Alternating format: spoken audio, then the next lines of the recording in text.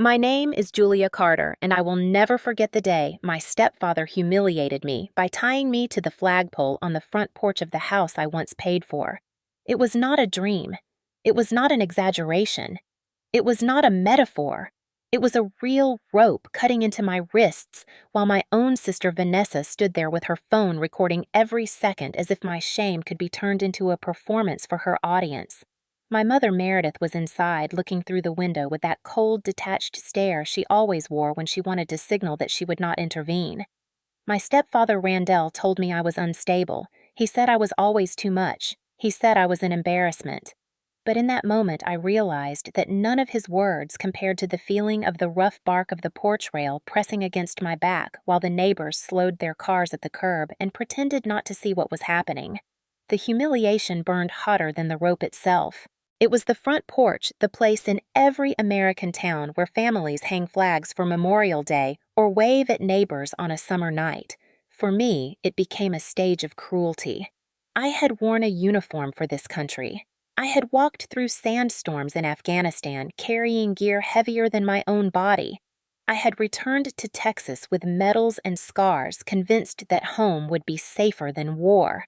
But standing there tied to that pole, I understood that the battlefield had only changed its shape. Randall's voice rang out across the yard as he told me I needed to learn respect. He said I had to stop questioning his authority. Vanessa laughed, circling me with her phone, whispering captions she planned to add later like Crazy Veteran Meltdown or Family Drama Live. I did not scream. I did not beg. My silence was my armor. Inside, I was calculating, remembering every training lesson that told me that panic is a weapon in the enemy's hands. I could smell the sharp bite of cigarette smoke as Randall lit one and blew the cloud toward me. The sting in my eyes was nothing compared to the sting in my chest when Meredith finally stepped onto the porch, pulled her shawl tighter around her shoulders, and said quietly that I always make things difficult. That phrase, those 5 words, had followed me my entire life. She had said it when I came home crying after being overlooked for a promotion in the Army.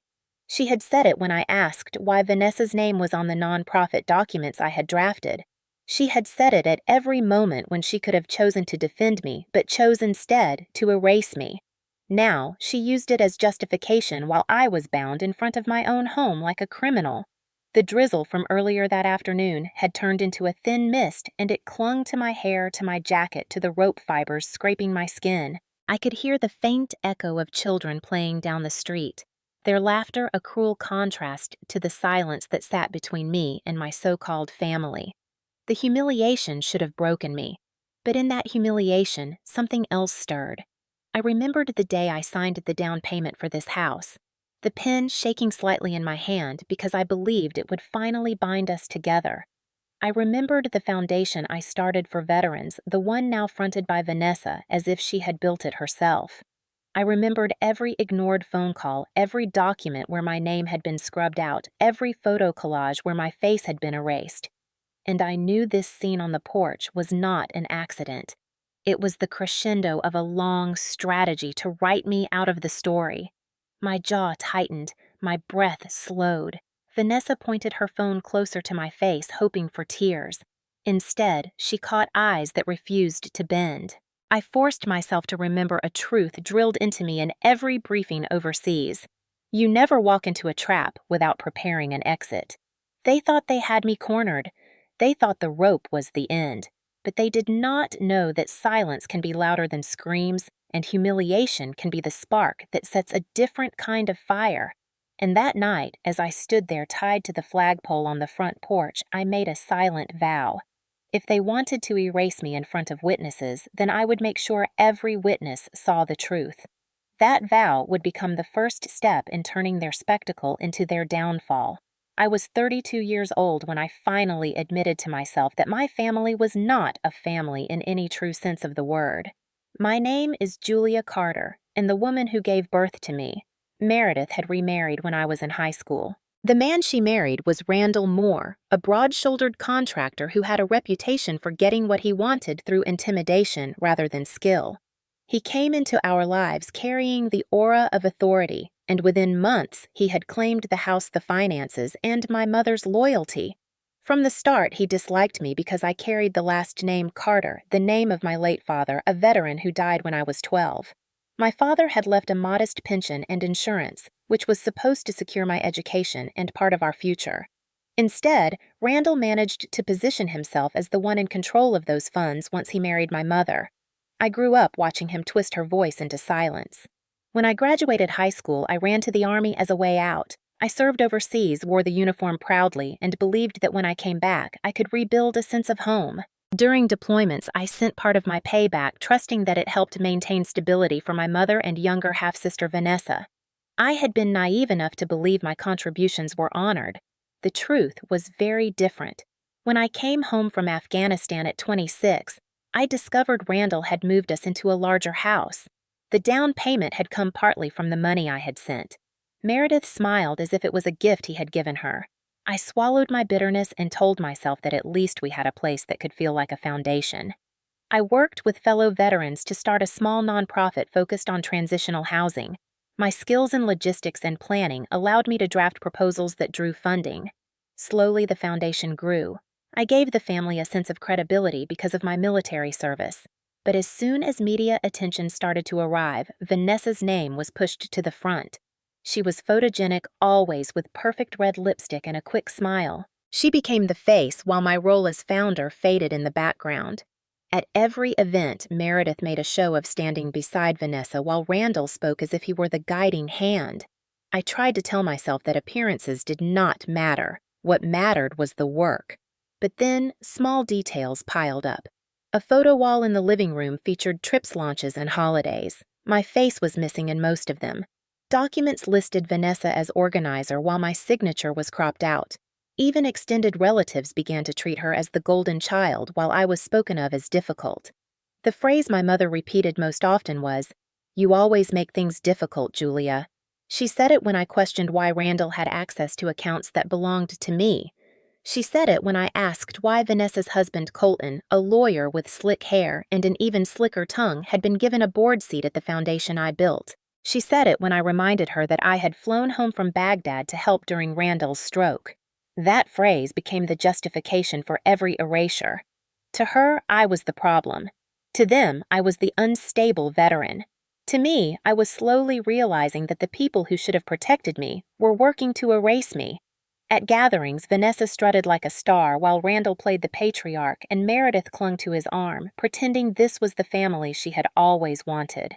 I stood in corners clutching casseroles I brought just to show I still cared, ignored by waiters who assumed I was staff. The emotional whiplash was constant. One moment I remembered the pride of service and the sacrifices I made. The next, I felt the sharp sting of being erased in my own home. My life had become an undulation between dignity earned and dignity denied.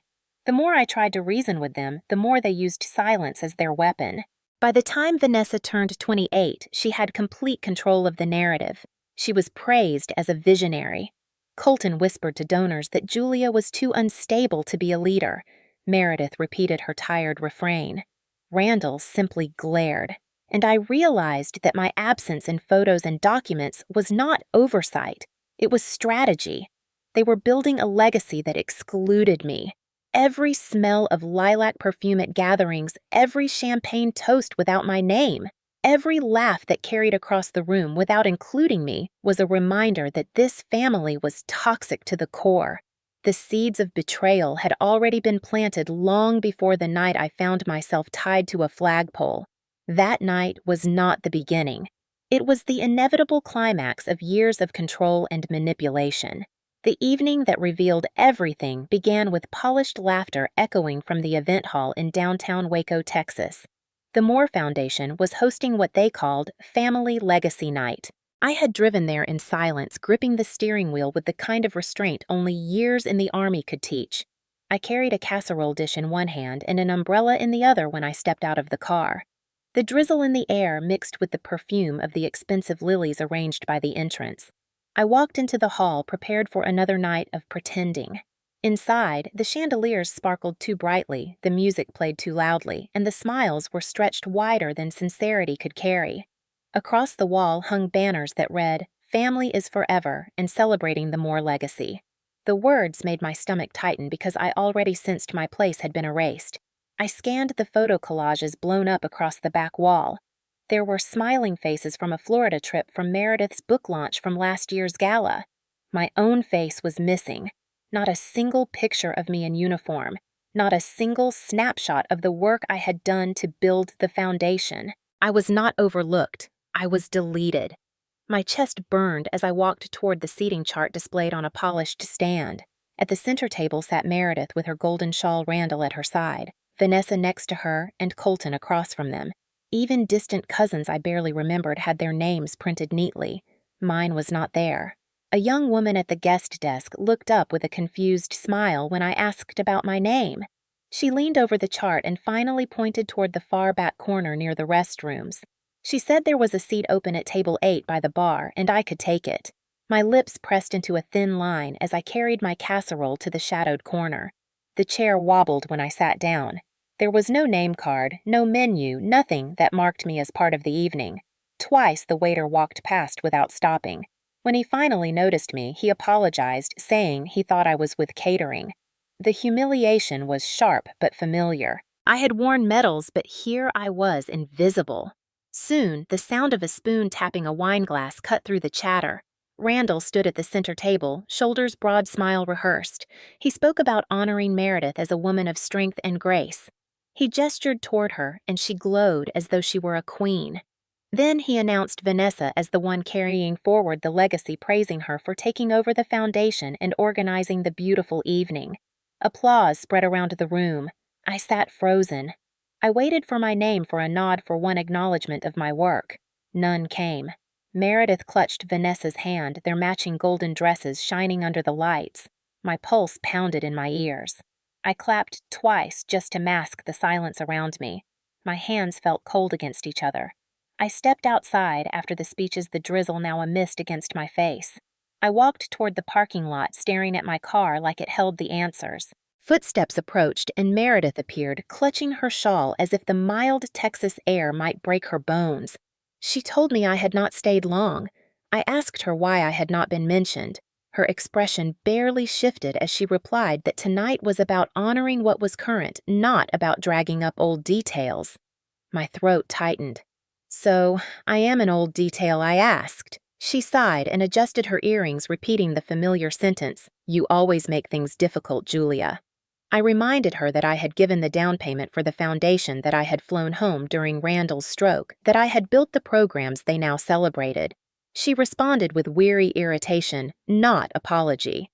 At that moment, the drizzle turned colder against my skin, but my eyes stayed dry. For the first time in years, I stopped pleading for recognition. I told her calmly that I would not play this dance anymore. Then I turned and walked to my car. Inside, the dashboard glowed faintly. I opened my phone and began a voice memo documenting the evening with a soldier's precision. I listed the seat by the restrooms, the missing name, the silence during speeches, and my mother's words. I spoke without tremor because for the first time I knew this was not neglect. It was a deliberate erasure. And I understood that if they wanted me gone from the story, I would need to create a new story of my own, one that exposed theirs for what it truly was. The morning after the banquet, I woke with a heaviness in my chest that was not simple sadness, but the weight of recognition. It was the realization that I had not been forgotten, but deliberately erased. I dressed without music, poured coffee I did not drink, and sat before my laptop searching for something that could anchor me. My inbox glowed with one new message from Rachel Nguyen, a friend from my Army days who had become a lawyer in Dallas. The subject line read, "Thought you'd want to see this." Inside was a screenshot of the Moore Foundation website with a bold headline announcing new leadership. There were smiling photos of Randall and Vanessa presented as co-directors. Their biographies were full paragraphs of praise about vision and commitment. The founding story mentioned vague family military ties inspiring community action. My name was not there, not even under past leadership. I clicked through the site in disbelief. The words that described Vanessa's purpose were mine phrases I had written years earlier for our first press release. I checked the archived blog posts only to find them rewritten with her name at the top. They had not only deleted me, they had rebranded me. I leaned back in my chair staring at the glow of the screen until it blurred. Then my phone rang. It was Rachel calling this time. She told me bluntly that the board had quietly signed revisions months ago, shifting authority to Vanessa and Colton. She apologized for not catching it sooner. My throat went dry, but my voice came out steady. I asked if forgery was possible. She hesitated before admitting that yes, documents had surfaced with my signature that looked suspicious. That word, suspicious, sparked something hard inside me. I thanked her and ended the call. I turned to my filing cabinet, pulling folders labeled contracts, proposals, donations. My name was on every blueprint, every memorandum. I opened a recording from 2019 where my voice laid out the transitional housing project plan. My pulse steadied as I heard the confidence in my younger self. I gathered everything into a new folder on my desktop, which I labeled Retribution Materials. The act of labeling it was not rage, but discipline. The Army had taught me that strategy begins with evidence and precision.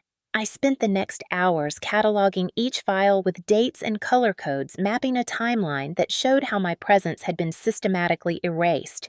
The more I traced the edits, the clearer the strategy became. They had begun small by cropping me out of photos, then removed me from acknowledgments, then shifted credit to Vanessa. Finally, they altered legal documents. Erasure disguised as family politics had become theft. By noon, I had ignored 2 phone calls and a grocery delivery. Then the door slot creaked and a manila envelope slid onto the floor. I bent down cautiously, slicing it open with a butter knife. Inside was a bracelet wrapped in white tissue. It was the silver bracelet I had given my mother 7 years earlier, engraved with my father's service number and the words, "We carry you." She had once sworn she would never take it off. Now it had been returned without note. My stomach clenched. This was not just rejection. It was exile. I placed it on the counter where the light glinted faintly on the engraving before it dulled. That evening, I opened my laptop again and dug into the bank notifications I had been avoiding. One subject line read, "Signature verification required." It included a scanned withdrawal form for $37,000 with my name scrawled at the bottom. But it was not my handwriting. The curves were wrong. The angles lacked the sharpness of my script. Whoever forged it had been careless, assuming no one would notice. The date was 3 days after my spinal surgery, when I could barely hold a fork. Attached was an outdated copy of my driver's license I had replaced years earlier. My jaw locked. This was no longer family drama. This was fraud. I drove 20 minutes to the bank branch downtown and demanded a meeting with the manager. Her lips tightened as she admitted that a man had presented himself as my proxy with a power of attorney. His name was Colton Miller. I almost laughed at the predictability. I requested every file, every signature log, every authorization. Back home, I spread the papers across my desk. There, it was a trust revision dated 6 months earlier while I had been in Liberia on a humanitarian mission. The document listed Randall, Meredith, and Colton as consensus signers. My name appeared forged again. The revision removed me as trustee and shifted all shares to Randall and Vanessa for continuity and stability. My body went cold, but my voice was sharp when I dialed Rachel. I told her simply they moved first. I am moving now. She did not ask questions. She knew my tone. She said she would file an emergency freeze on the trust and prepare discovery. I looked out the window as the Texas sky darkened. A storm front was moving in, rattling the glass. I welcomed it. The drizzle of humiliation had transformed into the thunder of betrayal, and I was ready to answer in kind with strategy sharper than their lies. By Friday evening, the storm that had rolled over Texas matched the storm inside me. The clouds pressed low, and the air carried that heavy metallic scent that precedes lightning. I had spent the day organizing evidence and speaking with Rachel about our next legal steps. Then a voicemail arrived from Randall. His tone was false cordiality as he claimed that there were documents of mine left at the house, and I should come collect them before he disposed of them. Every instinct told me it was a trap, but some part of me still believed that walking onto that porch could close a chapter. I drove to the house just before sundown. The front gate was open, an unusual sight, and the porch lights glowed with a yellow warmth that felt staged. I walked up the path carrying only my satchel. There was no banker's box waiting. Instead, Randall stood in the middle of the yard, arms crossed, the smirk of a man who believed dominance was a birthright. I ignored him and headed toward the porch. I was 5 steps past when I heard gravel crunch and felt a sudden shove against my back. I stumbled, my heel catching on a root. Colton appeared from the shadows, his polished shoes sinking slightly into the damp soil, his hand gripping my arm like iron. Then Vanessa stepped from the side patio, her phone already raised. She announced with glee that this would be Drama Queen Meltdown Take 10. My wrists were yanked behind me as plastic zip ties cut into my skin. Randall barked that I needed to be taught a lesson about respect. They dragged me toward the flagpole at the center of the porch, the very symbol where we had once raised the American flag on holidays. Now it became an instrument of humiliation. The rope was looped around my torso, pulled tight, and knotted with unnecessary force. I felt the rough fibers scrape against my jacket and bite into my ribs. Vanessa laughed as she circled her camera, capturing every angle. Colton leaned close enough that I could smell the cologne on his collar. He whispered that I should have stayed in uniform because civilian life had made me sloppy. My breath came steady despite the pressure, because fear would be the image they wanted. I tilted my head toward his phone and told him calmly to keep recording, because when this plays in court, the jury will hear his voice clearly. His smirk faltered for half a second. Vanessa mocked my composure, saying I used to be smart, but now I was pathetic.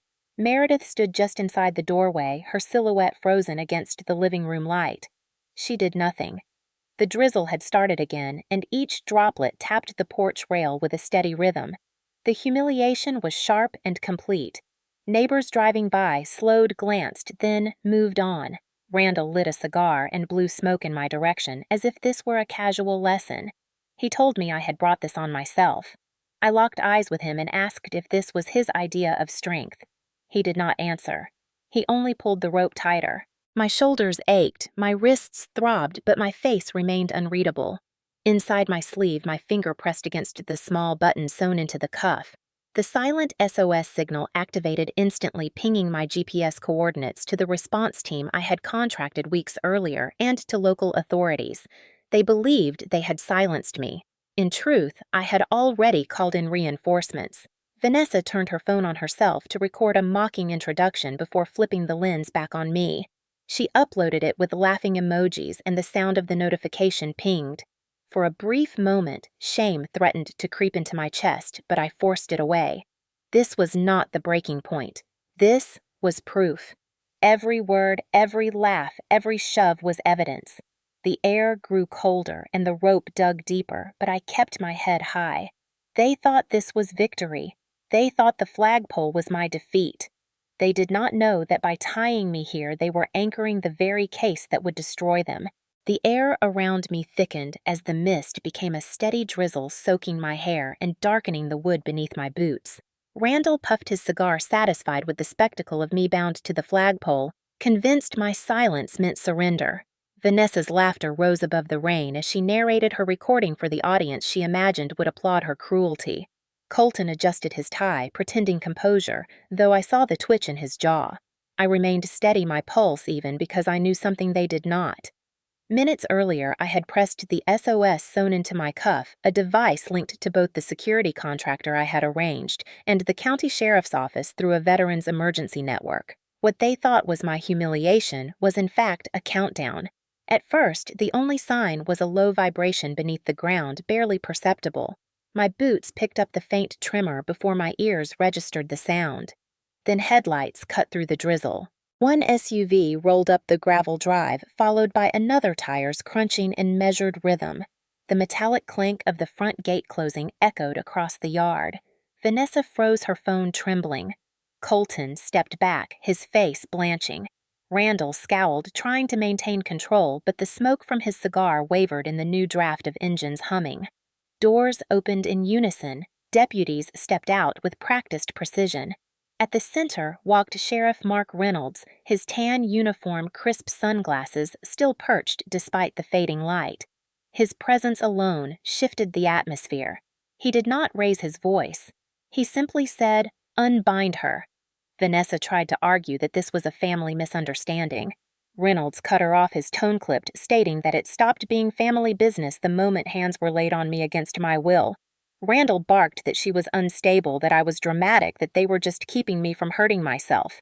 The words hung in the damp air but carried no weight. Sheriff Reynolds had served under me years ago when I was a logistics officer overseas. He had seen me handle crises with precision. He knew the difference between drama and evidence. He stepped closer, his boots leaving dark prints on the porch. He asked if I was injured. I straightened my shoulders against the flagpole and answered with calm clarity.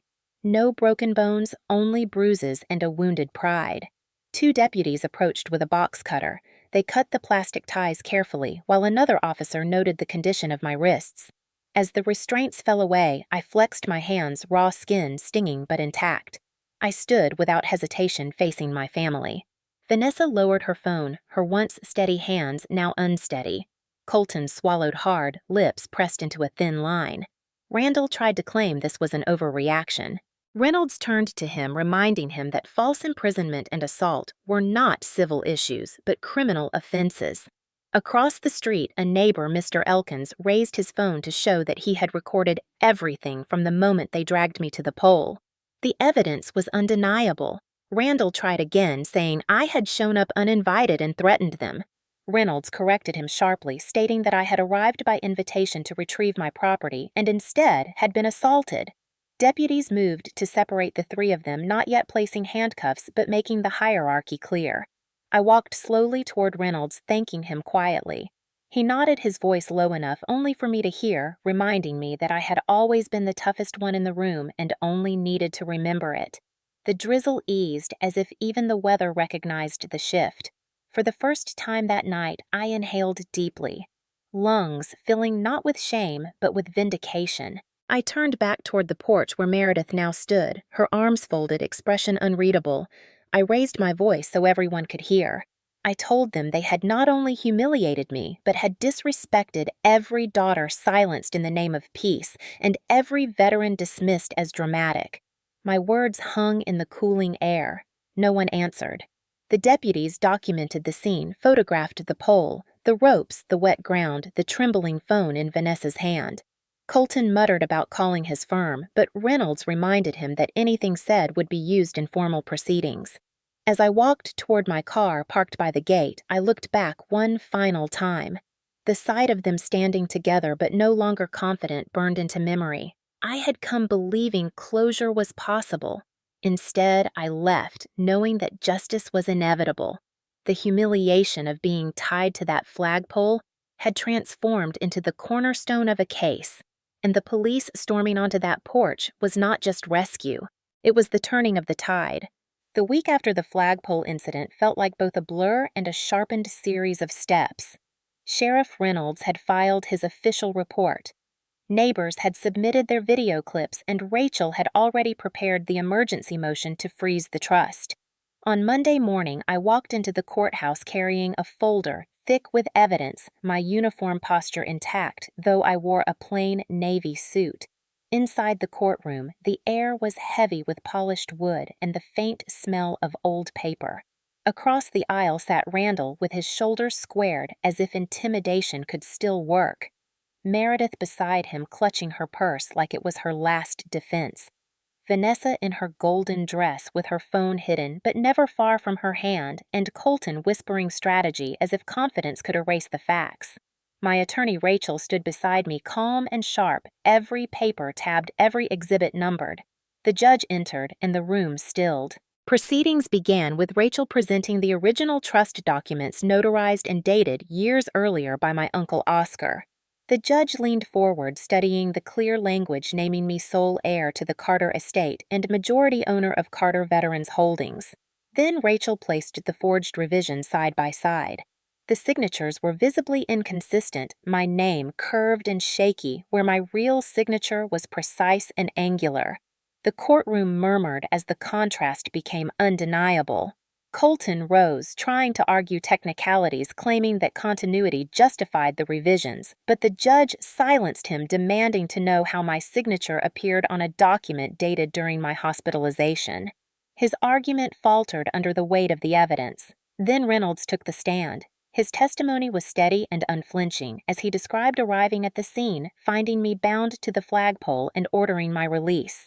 He confirmed that multiple witnesses had seen the event, that video evidence had captured Vanessa mocking me, and that the incident had escalated far beyond family disagreement.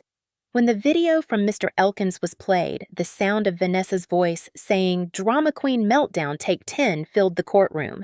The words echoed like a slap, sharp and undeniable. Vanessa lowered her head, but the flush in her cheeks betrayed her shame. The judge watched the video twice, his jaw tightening. Then he turned to Randall and asked if he wished to respond. Randall muttered about discipline, about trying to contain an unstable woman. His words landed like stones in water, heavy but quickly sinking. Rachel countered with documents showing my military service, my leadership in the foundation, and the financial records linking forged withdrawals to Colton's law firm. The web of deceit tightened around them with every exhibit. Meredith was asked why she had signed the amended trust without notifying me. She hesitated before saying that she had followed Randall's advice, that it seemed easier that way. Her voice carried no conviction, only resignation. The judge's ruling came faster than I expected. He declared the original trust valid and restored all assets and authority to me. He stripped Randall of guardianship over Meredith and ordered him to pay damages for fraud and emotional distress. Colton was referred to the Bar Association for disciplinary action over his involvement in forged documents. Vanessa was ordered to remove all media content referencing me within 72 hours or face contempt charges. The gavel came down with a quiet finality, not loud but absolute. The courtroom buzzed with the ripple of consequences. I sat still, spine straight, absorbing the verdict like a soldier receiving orders. Outside, reporters weighted microphones raised their voices, colliding in a chorus of questions. I gave only one statement. I said this was never about revenge. It was about restoring truth. I left it at that. The headlines appeared the next morning. Veteran woman tied to flagpole wins lawsuit against family. Decorated Army officer reclaims foundation after fraud. My LinkedIn post sharing a photo of the original trust went viral. 30,000 reactions poured in within days, comments from veterans, women, and survivors of family betrayal who recognized themselves in my story. For every piece of property and asset restored, what mattered more was the restoration of record. I had been erased, and now my name stood where it always belonged. Yet beneath the victory, there lingered the ache of what could not be returned. My mother's silence had been louder than any verdict, but justice had spoken in a language that even silence could not smother. The courthouse ruling had ended with the gavel's quiet thud, but the true impact came in the days that followed, when the story spread beyond the wood-paneled walls and into every corner of town. Local newspapers printed headlines that traveled quickly to state outlets and then to national media. Veteran humiliated by family regains her foundation. Former Army officer wins lawsuit against stepfather and sister. My phone lit up constantly with calls, messages, and emails. Some were from reporters hungry for more details. Others were from strangers, mostly women over 50, who wrote that they had been silenced in their own families, that they too had been called difficult whenever they refused to surrender their dignity. LinkedIn became a battleground of its own. I posted a single image of the original trust signed and notarized with a caption that read, "This is what they tried to erase." Within 48 hours, the post had 30,000 reactions. The comments section filled with veterans thanking me for standing tall, with daughters who said they recognized their own mothers in Meredith's silence, with professionals who said they had also been erased from projects they built. It was not applause I sought, but the resonance of truth made me realize how many carried invisible wounds like mine. Meanwhile, Randall faced the public collapse of his reputation. The contractors who once boasted of working with him pulled back. Meredith avoided calls from her book club friends who had read about the court case. Vanessa's once glossy social media pages were swarmed with comments demanding she explain her laughter while I was tied to the flagpole. She deleted videos and locked her accounts, but screenshots had already circulated. Colton's law firm issued a statement distancing themselves from his actions, and whispers spread that disciplinary hearings were inevitable. The ripple of consequences reached every corner of their carefully curated image. At the same time, I faced the complexity of victory. Yes, I had my foundation back, my assets secured, my name restored in official documents. But family bonds do not snap neatly like courtroom verdicts. They fray and leave threads that dangle in memory. I walked past the porch where I had been tied and saw the empty flagpole standing as both symbol and scar. Some neighbors averted their eyes, embarrassed that they had pretended not to see. Others approached quietly, offering support, telling me they had filmed parts of the incident that they would testify again if needed. Their words mattered more than they knew. It was proof that silence can be broken not only by one voice, but by many. Emotional waves rolled daily. There were moments of soaring relief when I read messages of solidarity, and there were moments of sharp grief when I remembered the bracelet Meredith had returned without a word. Each headline reminded me of what I had lost in order to gain justice. Yet I also understood that consequences matter precisely because they are public. Randall had to face neighbors who now looked at him not as a patriarch, but as a criminal. Vanessa had to live with the echo of her own mocking words broadcast in court. Meredith had to carry the knowledge that her silence was documented forever in transcripts.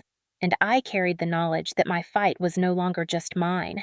Every woman over 50 who sent me a letter, every veteran who shared my post, every stranger who said thank you, reminded me that the humiliation on that porch had become a collective reckoning. They had thought tying me to a flagpole would make me invisible. Instead, it made their cruelty undeniable. The fallout was not simply punishment, it was exposure, and exposure was the one thing they could never erase. In the months after the verdict, I poured my energy into building something new. Not just for myself, but for others who had been silenced. On the same property where the humiliation had unfolded, I opened the Carter Veterans Center. The flagpole that had once been used to degrade me now stood as a symbol of resilience. We raised 2 flags each morning, the American flag and the POW/MIA flag, and the sight of them catching the wind turned a place of shame into a place of honor. Volunteers joined quickly, many of them veterans who had heard my story in the news. The courtyard was replanted with lavender and oak saplings, the soil heavy with new roots. Where once I had stood bound and mocked, now rows of folding chairs were set up for workshops and support groups. Women came, many over 50, carrying their own scars. They spoke of marriages that had erased them, of children who dismissed them, of siblings who had stolen from them. Their voices filled the air that had once carried only Randall's taunts and Vanessa's laughter. Healing came not in fireworks, but in small moments. A retired nurse told how she had endured silence for decades, and the women around her nodded in recognition. A widow said she had been told she was too dramatic for grieving too long, and I watched the tears in her eyes soften into strength as she realized she was not alone. I did not speak much at these gatherings. I did not need to. My presence was enough a reminder that survival was possible and that dignity could be reclaimed. One afternoon, while I was setting pitchers of lemonade on a table, I noticed an envelope slipped into the mailbox. Written on the front in blue ink were the words, "Aunt Julia." My chest tightened as I unfolded the note inside. It was from Lily Vanessa's daughter, barely a teenager. She wrote that she had seen what happened, that she had read the comments, that she knew I was not the villain her mother tried to paint. She thanked me for not disappearing. She said she wanted to be like me, not like her mother. Tucked inside was the bracelet Meredith had once returned in silence. My throat closed as I held it in my palm. It felt lighter now, not a symbol of exile, but of recognition. Later that week, Lily came herself, her hair tied back, her eyes steady. She handed me a small box filled with newspaper clippings. She had saved a printed copy of my viral post and a mason jar with a young sapling growing inside. She said maybe I would want to plant something new. We walked to the edge of the courtyard where the ground was soft. Before placing the sapling into the soil, I pulled a small velvet pouch from my pocket containing my father's dog tag. I pressed it into the earth with Lily watching. Together we planted the tree not to erase the past, but to anchor what came next. Healing did not arrive with grand declarations. It arrived with the smell of fresh soil, the hum of bees, the sound of women laughing together after years of silence, and the weight of a young girl choosing truth over denial. Each day, I walked past the flagpole and touched the rope marks still faint on its wood. They no longer felt like scars. They felt like reminders that sometimes the place meant to break you becomes the ground where you rebuild. The first spring after everything ended arrived quietly with warm Texas sunlight spilling over the courtyard of the Carter Veterans Center. By then, the sapling Lily and I had planted stood taller, its young leaves trembling each time the breeze touched them. I often walked out early in the morning with a cup of black coffee and paused by the flagpole where once I had been bound. Now, the flags rose proudly, each day their fabric snapping in the wind like a declaration that shame had been turned into strength. The town had moved on from the headlines, but for me, the echoes of that porch were still present, only softer, dulled by time and by purpose. The women who came to our center no longer spoke of me as the victim from the news. They spoke of me as Julia, a peer, someone who listened and understood without judgment. Healing had woven itself into daily rituals. We hosted workshop support circles and quiet afternoons where veterans sat side by side planting vegetables in raised beds. Sometimes I would look up from the garden and see neighbors lingering at the fence, no longer avoiding my gaze, but nodding with recognition that what had once been a scene of humiliation had become a place of community. Meredith never returned, not once, and I stopped waiting. Randall faded into obscurity, his name whispered only in the context of disgrace. Vanessa vanished from social media, her accounts locked and forgotten though her daughter visited often. Lily became a constant reminder that legacies can be rewritten through choice. She helped me file clippings, water the new trees, and set up chairs before events. One afternoon, she pressed the bracelet back into my hand and said it belonged with me. I clasped it around my wrist without ceremony.